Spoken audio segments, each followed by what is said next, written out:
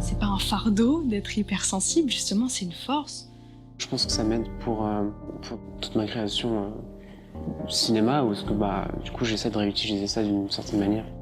Ça peut faire que du bien d'être bienveillant, d'être gentil et surtout de s'exprimer, quoi. De laisser ses émotions vivre.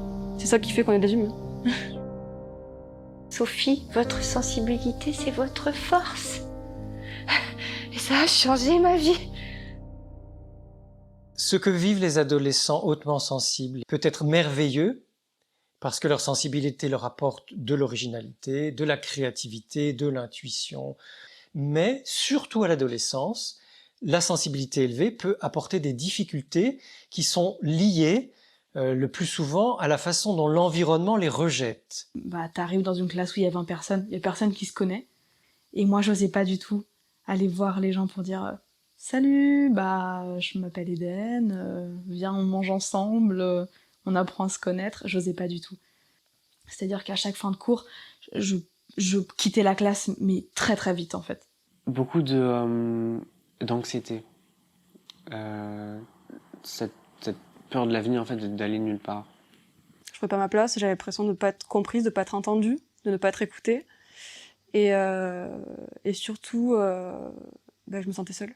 Le problème, c'est que les adolescents très sensibles en déduisent souvent faussement qu'ils sont anormaux, qu'il y a quelque chose qui cloche. Ils ont tendance, comme ils sont souvent perfectionnistes, à regarder ce qui ne va pas chez eux ou dans le monde, mais tout peut les écorcher, surtout leurs erreurs, ce qu'ils perçoivent comme des erreurs.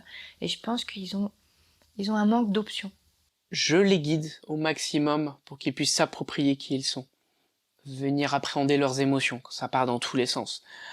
Quand maman, un de leurs copains ou copines, leur a dit juste une petite phrase qui les a marqués pendant toute la semaine, et que ça reste. Et ça tourne en boucle, en boucle, en boucle.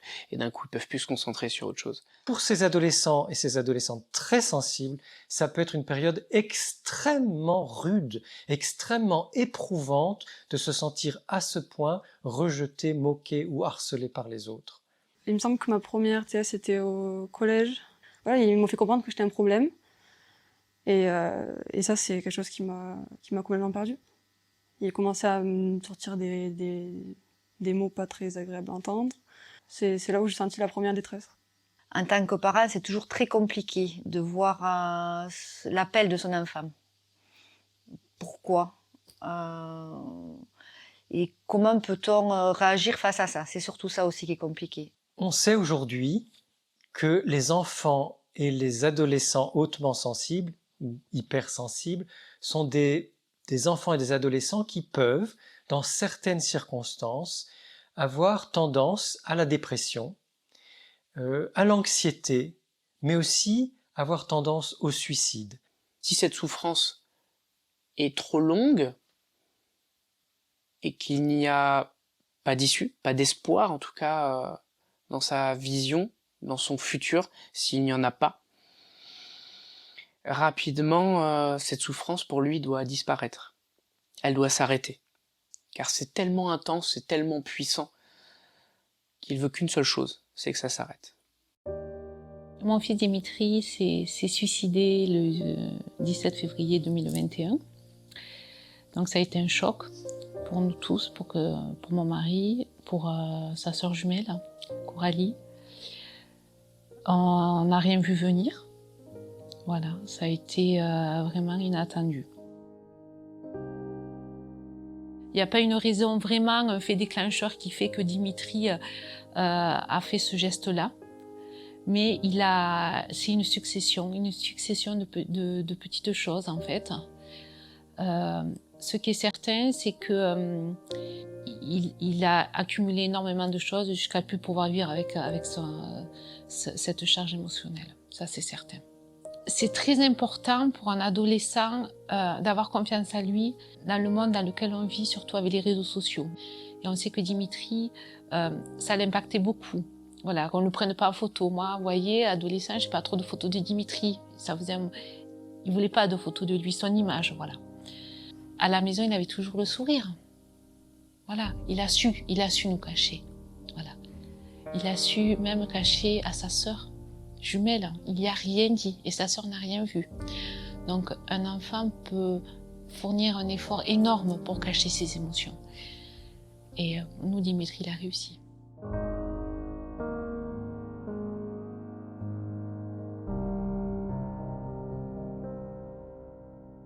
C'est pour ça que c'est difficile aussi pour moi d'accompagner Emma, parce que je ne savais pas ce qu'elle avait. Pourquoi elle était comme ça. Donc en tant que parent, tant qu'on ne sait pas aussi, c'est aussi difficile que la personne. De pouvoir l'accompagner et essayer de comprendre. Alors il y a des solutions. Pour vous les jeunes qui êtes extrêmement sensibles, il y a des solutions. Quand quelque chose se passe pas bien avec vos émotions, avec vos sensations ou dans les relations avec les autres, dès que ça commence, dès que vous sentez que quelque chose ne va pas, surtout ne le gardez pas pour vous. Allez en parler à quelqu'un, votre meilleur ami, votre mère, votre père, un enseignant, peu importe, la psychologue ou le psychologue du lycée.